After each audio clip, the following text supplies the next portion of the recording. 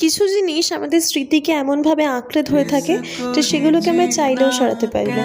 এই ভিডিওটা তো পোস্ট করা উচিত হবে কি না সেটা নিয়ে আমি প্রচুর ভেবেছি। অন্য জায়গায় হয়তো এত বেশি ভাবি না, তারপর মনে হলো না, করে ফেলি। এই যে হাতে জিনিসটা, এটা খুব সামান্য একটা জিনিস, একটা 50 শেডসের রঙের বাক্স।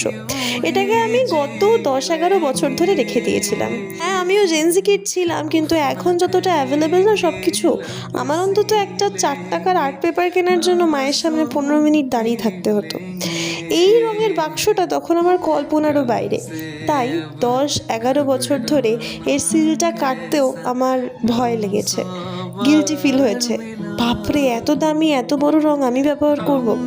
যখন সিকিম যাচ্ছি তখন কি জানি রঙের খাতা আর এই বাক্সটা নিয়েছিলাম, তো গাড়িতেই এটা আনবক্স করে কিছু একটা আঁকাআঁকির চেষ্টা চালাই আর কি।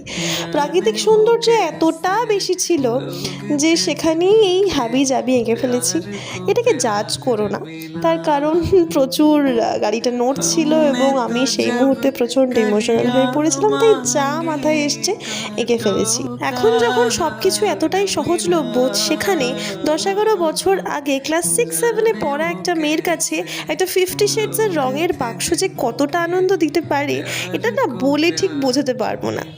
এখন ক্যাপাবল কতটা আমি বলতে পারবো না, তবে এই যে আঁকাটা, এটা আমার কাছে, এই মুহূর্তটা স্পেশালি আমার কাছে স্বপ্নের মতো। তাই যারা এখনো নিজের সঠিক সময়ের জন্য অপেক্ষা করছো, বিশ্বাস করো, অপেক্ষা করো না। নিজের যেটা মন চায় জাস্ট করে ফেলো। लोग थे जिनके प्यार को प्यार मिला।